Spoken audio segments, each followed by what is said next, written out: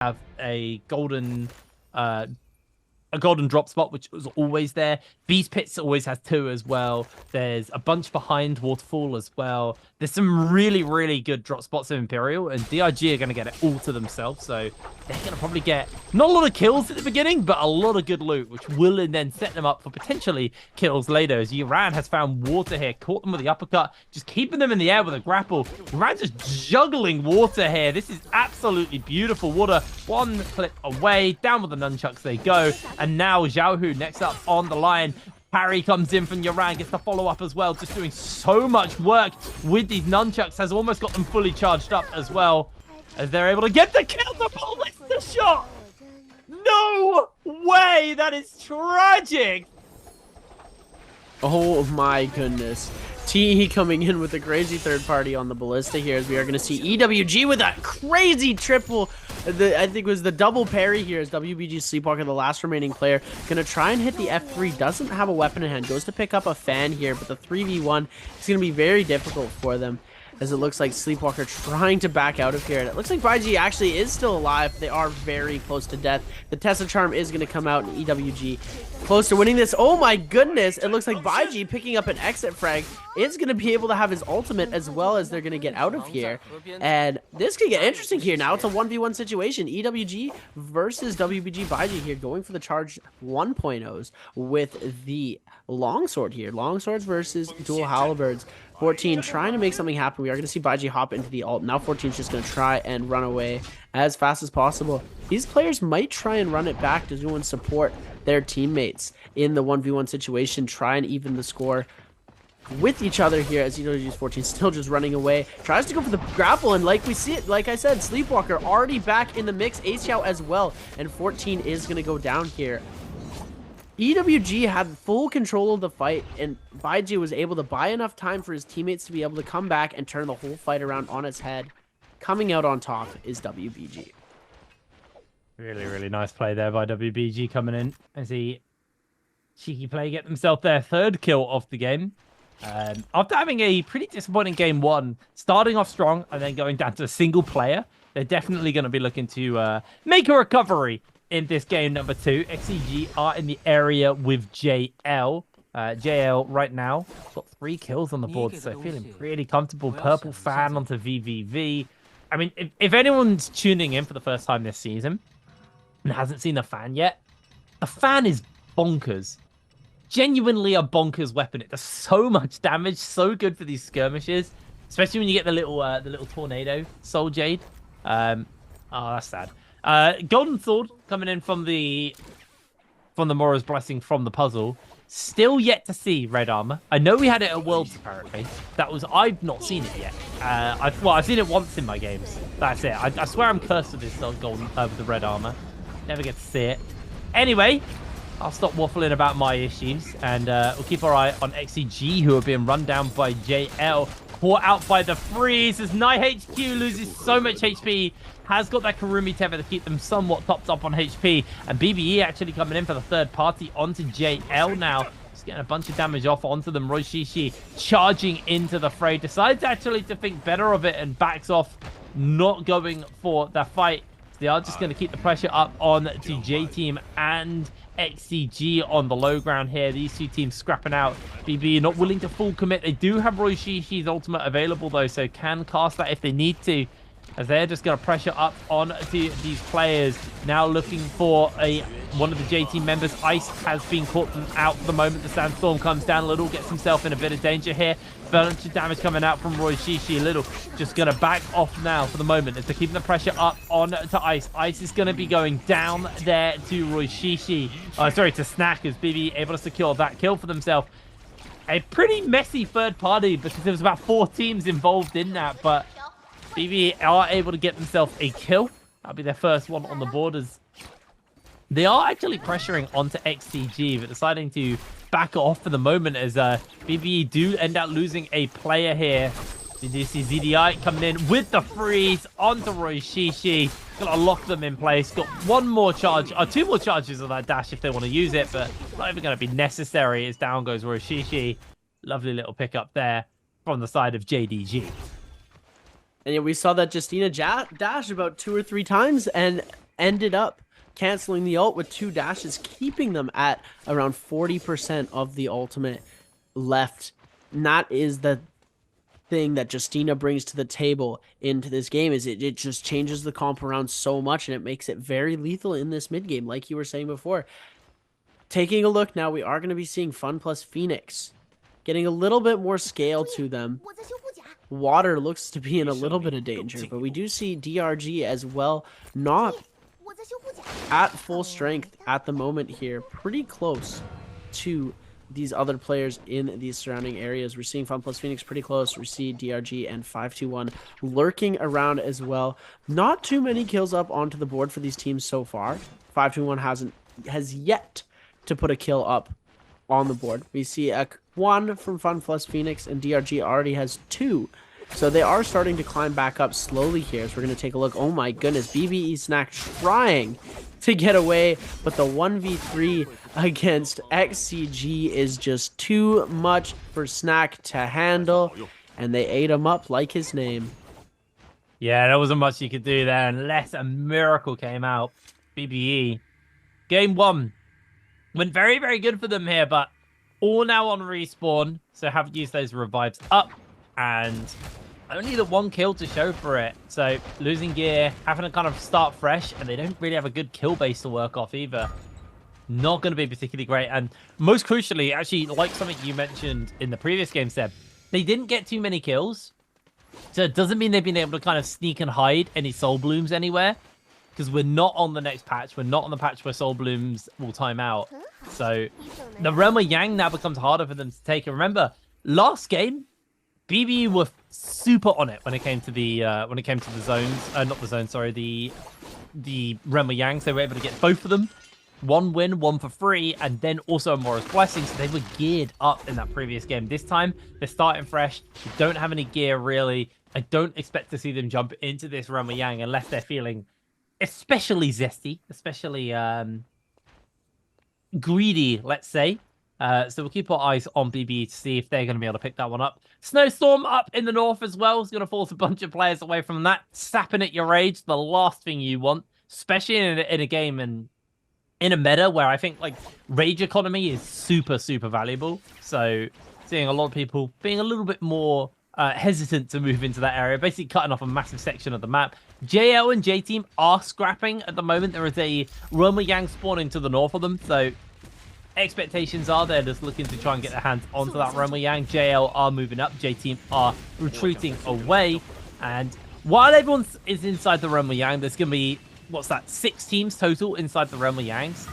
It gives teams like BBE, who have just come off a reset, to go in and grab as much loot as they can, because it's a very scary time when you've just respawned and everyone else is going to be getting pretty geared right now. And the good news for them is when a weather effect happens on Holoroth, all of the troves in that area will reset. So they can head up north towards that area and just go scrounge around there and see what troves they can get. But right now, WBG going to get themselves in a fight here versus JL. VVV with those purple fans has got himself Asia on top with the Yoto, just trying to lay some damage in with those swords. Is going to get his last couple of slashes off. Was able to evade getting themselves caught out. JL blinking away to safety, just going for a cheeky reset to see if they can get it. Sleepwalker in the mech now, just going to be using the cannon down on to the JL members on the low ground. Asia able to secure 1. This fight is gone very even, actually, if they traded out 1 for 1 so far. But the cannon fire coming down on to TXJ is going to be so, so brutal for them. Baige low HP, the Dreadful Whale coming in absolutely clutch here from Baige, able to secure themselves 1 more kill as JL's TXJ has to 1 versus 2. Baige able to buy some space away. TXJ trying to get himself some damage off, but he gets parried. Able to re-pick up his weapon, uses the F to get some space, but he is 1 clang away from going down. This is so done for him. WBG take the Realm of Yang. Oh my goodness, flipping over really quickly to JDG versus XCG. We're catching the tail end of this fight here. Looks like Xiaonan is going to go down first, as Nia HQ coming in as well, and is going to end up going down as we're seeing the last player alive, the Tumult. And look at that, the Justina comp coming out on top in the Realm of Yang here, as we are seeing its counterparts being played. The Sand Siphon here actually being played by XCG. Kakaishi on the Tumulch is going to end up going out pretty quickly here after his teammates. JDG picking up 3 more kills and winning this Realm of Yang, putting them in a very good spot right now. And it's nice to see the Justina team doing well. Lots of times we see the one team go to play Justina, they end up getting lobbied fairly early. It's unfortunate, but we're seeing it getting executed well. Hopefully we'll get to see a better end game, and it looks like the Yang teams with the Vermilion's Burnmite are going to start fighting pretty early here. WBG versus JDG. They're going to start going at it pretty quickly. WBG. Oh, brilliant freeze. Oh my goodness. Amazing freeze now. 4 freezes left. We're going to see the third one coming out here. Second freeze dropped. JDI now down in the corner against the Yushan is going to end up taking to the sky. Still has 2 freezes. Is going to try and catch Baiji on the... There we go. See? Hits the freeze again. The double charge from the pull sword. Oh my goodness. Absolutely beautiful. ZDI here is going to end up getting knocked down, but the execution of the ult, able to get that 1 extra freeze, just keeping themselves in the game a little bit longer here, taking out these members of WBG. JDG doing an absolute phenomenal performance. As XCG here, they do need to pick up kills and get some soul blooms, otherwise they will be in a heap of trouble. They're able to come in and ult pretty fast getting these soul blooms. They do want to pick up as many kills as possible though, so they are going to try and go for 2-tick here, and 2-tick is going to end up going down. NiHQ picking up that kill here. XCG now fully curing themselves of the Yang depletion. 2 of the Vermilion Birdmite teams already lost their buff, took their lives. They went to scrap at it right away. So, you know, that it's going to happen. The third party did come in and clean up the rest of these kills. And now XCG with 5 kills on the board, cleaning their Yang depletion, and it looks like J-Team as well losing a Realm of Yang. So 0 kills on the board for J-Team so far. I know I spoke highly of them at the start. They're not performing too great at the day-to-day, you know. Sometimes I mean, regular season, J-Team never perform. Even back when they were world champs, even back when they did play a lot better. Yeah, okay.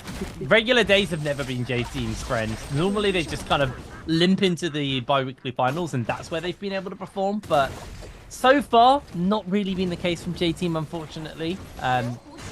We'll keep our eye on them, though, because there is always potential. They are still pretty solid lineup coming in, but we are now got Bowder get themselves in a scrap here versus J-Team, actually.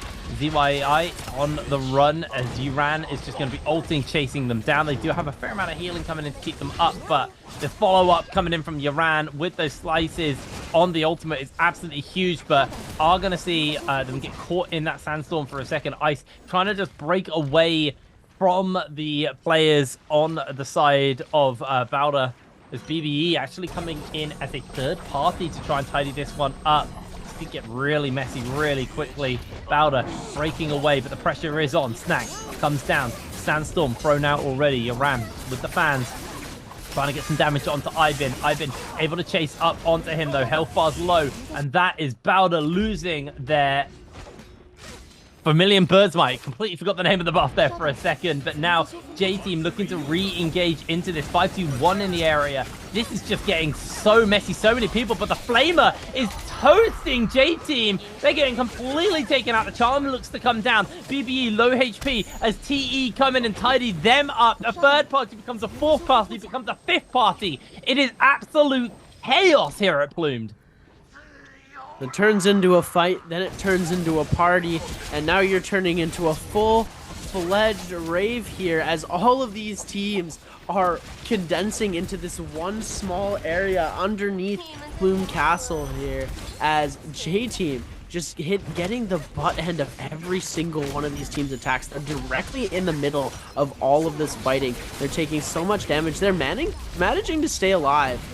Pretty much as I say that, J-Team's Ice is going to go down, but we're going to see the Temi ult getting them back up. The sustainability of this comp is the main thing, is they have the shoves from Takeda to keep these enemies off of them. They have the Temi ult to suppress the movement and keep these enemies from condensing onto them as well. And then they also have that ultimate from the Z-Ping to keep their health alive and sustain them, but just the relentless attacks, they can't survive 4 teams ulting on them in a row, and that's what we're seeing happening here. Is Fun plus Phoenix is going to end up coming up and cleaning all of these kills away.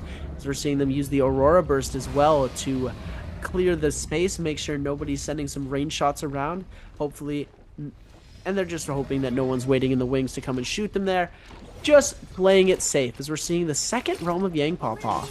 WBG versus JDG. So we are seeing that Justina comp coming into the Realm of Yang again. This is going to be very interesting to see how this plays out. We're going to see WBG trying to go with that gold longsword. Something that we saw happen a lot in the earlier game. We saw the ult right away at the first time, but since they're playing this different comp, they're going to be trying to do something a little bit different. Xiao is going to end up getting into the mech here. We're going to see him sending some cannon shots out onto Sleepwalker, or onto ZDI, onto the Justina, and they are able to take the Justina down quickly, so this could turn around this fight for them. But we are seeing Baiji getting decently low on that Yushan here. So this could be interesting. Sleepwalker already down, but it's okay. They still have that Yodo ultimate here, and that's what we're going to see come out. But now Baiji's going down. This is going to be very difficult for Xiao to win.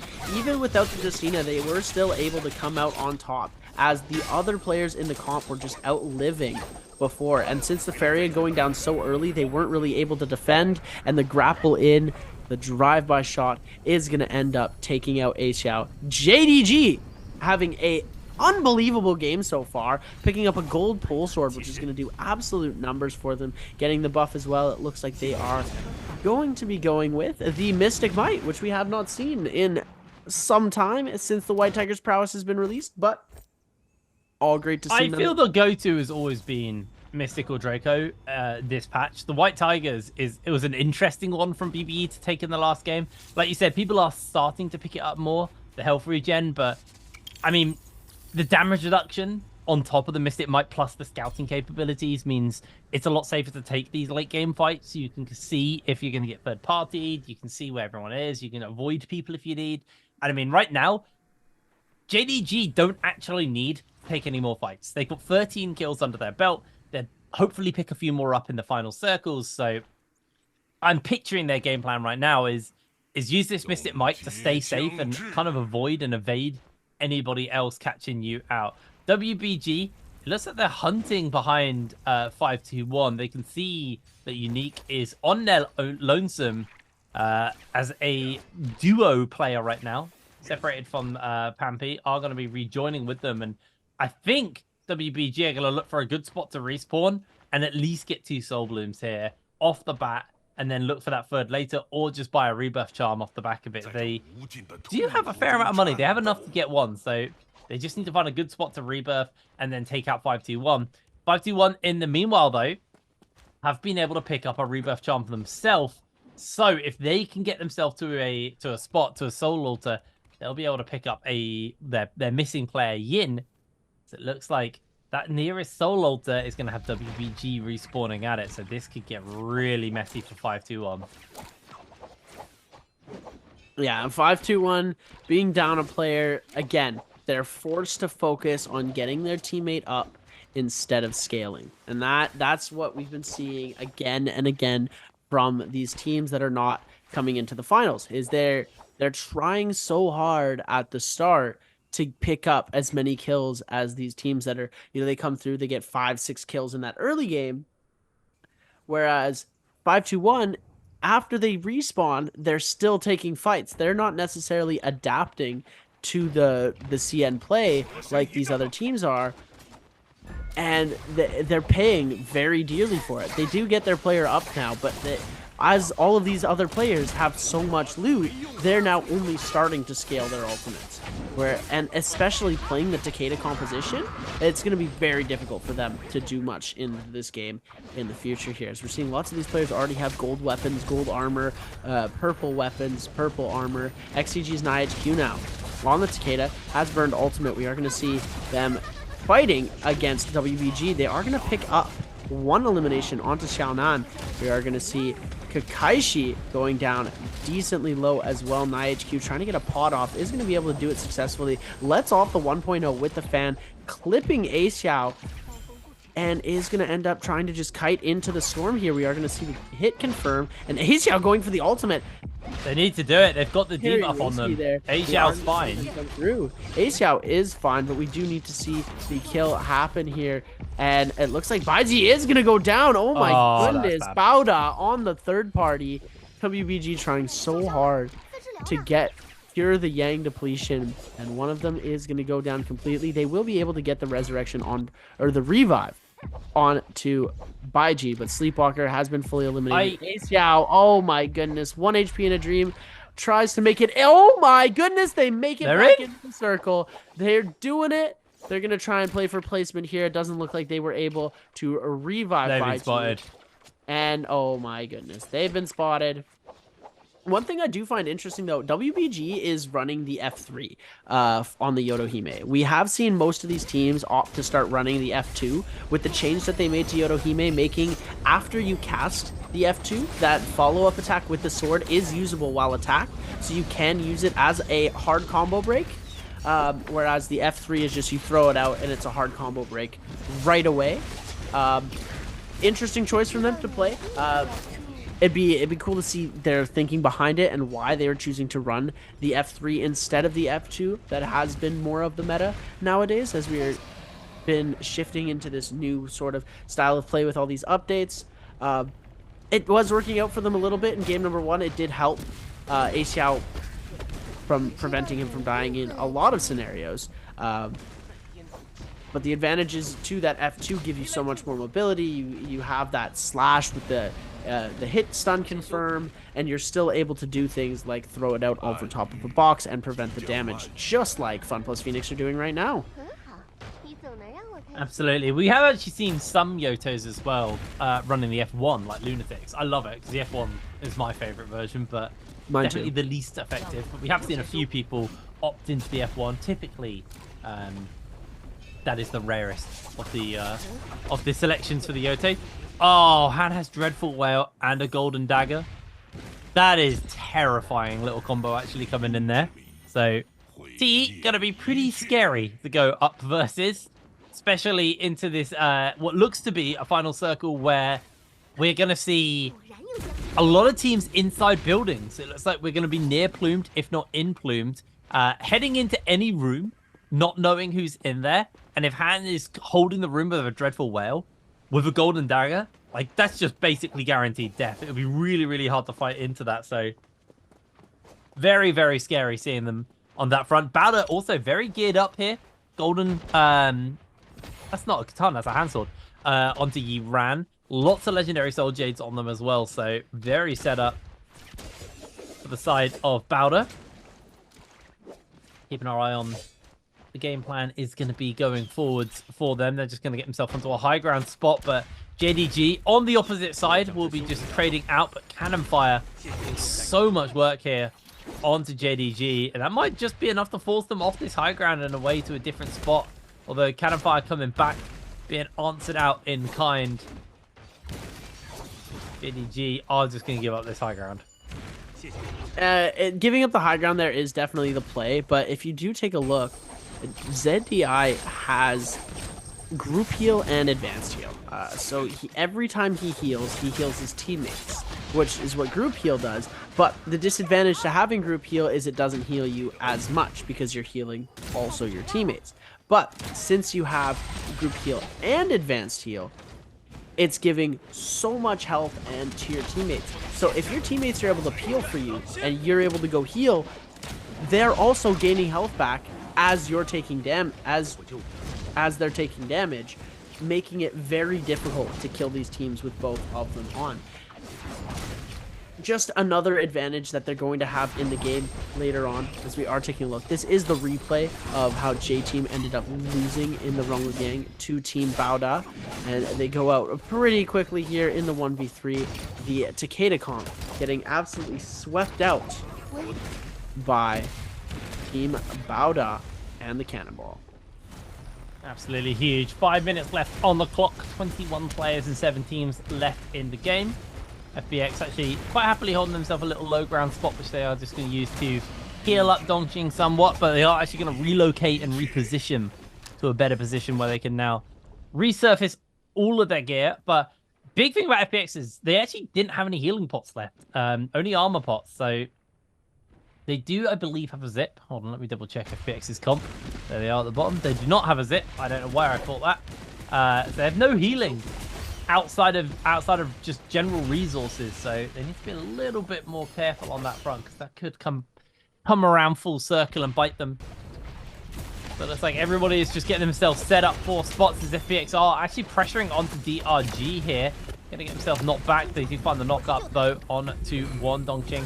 Just looking for the rebirth. Not gonna be able to get it. Cannon coming in to save the day though.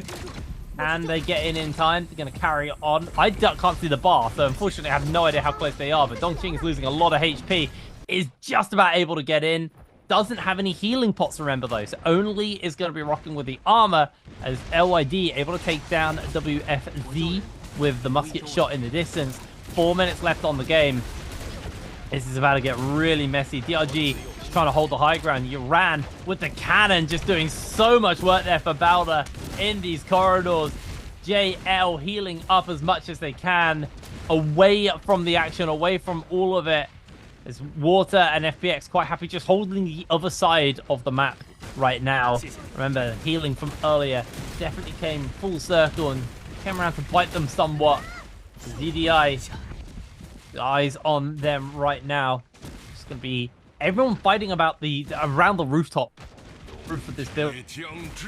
Balder on that low ground, going to kind of gatekeep anybody who does decide to give up the rooftop fight and drop into the low ground with the hand sword. Gonna be able to do so much work there. I can't remember the name of that soul jade, but they got it. It's gonna hurt. Yeah, the Aurora Burst is definitely a very scary soul jade to have. Holding that amount of space, if you get hit by that initial blue focus, you are going to be silenced, and then the move does end up transitioning into a gold focus. So if you try to go run into it and parry it while you're in gold focus, I got some bad news for you, buddy. You're going to get swept up onto your feet.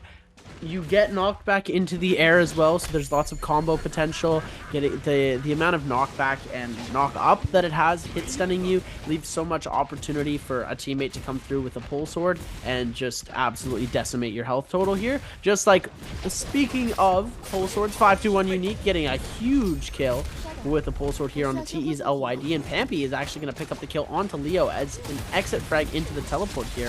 Han, as a last resort, is going to end up actually getting silenced by the Aurora Burst. Trying to make something happen with the ultimate is going to end up just going for a bit of a heal and then getting picked up. Oh my goodness, getting brought up by the Merciless Havoc from Fun Plus Phoenix's Dongqing. So low right now, has the Gold Dagger and the Dreadful Whale, but isn't going to make anything happen with it here as we're converging onto Plume Castle. Everybody's trying to hold on to that last little piece of the building, whereas there's a couple people playing on top, in and around it. Yiran trying to get an outside angle onto it with the Feria mech is going to end up backing out, seeing the F2 get throwing out just to be able to break a combo if absolutely necessary. JDG still on that top area here as they're going to try and heal as much as possible. JL's TXJ just vibing on the top, standing there acting like just looking down on everybody else. They are going to be able to get their souls back here really quickly. Oh my goodness, JDG. They almost got caught in a very bad situation there. Yiran taking so much damage, is able to get a health pot up, but taking so much more damage now, forced to back out, and Fun Plus Phoenix going to knock them into the storm here. We're going to see they're forced to ult now. Yiran in trouble, takes to the skies with the Yodo ultimate. Peak trying to peel, but oh my goodness, JL's TXJ from downtown hits a shot from out of the air. Pretty sure JL's last remaining member is TXJ, just hitting a shot. We are seeing the Justina ultimate come out, taking a huge freeze onto Bauda's Peak. Is going to end up running back, does not get the recharge onto that dash here. Still has 2 left though, is going to try and make something happen with those. He does have a timer, so we are going to see him dash down. Xiaohu is going to go down, and Fun Plus Phoenix is going to try and make something happen with the Merciless Havoc. Zedii getting popped into the zone here, tries to go for the parry, and Xiaohu now with the Aurora Burst just taking up so much space in the zone. If he's able to get it off again, and he does, he's just taking all the space. They have everyone, and now they're just going to be able to push everybody else out of the circle. JL's TXJ basically in a 1v3 situation, trying to charm them. Oh my goodness, could this be like the Bauda effect? They're gonna end up 1v3 again. No way! How is that even possible? 2 1v3s back-to-back games. These players have it all locked down. They're overconfident, and they let one player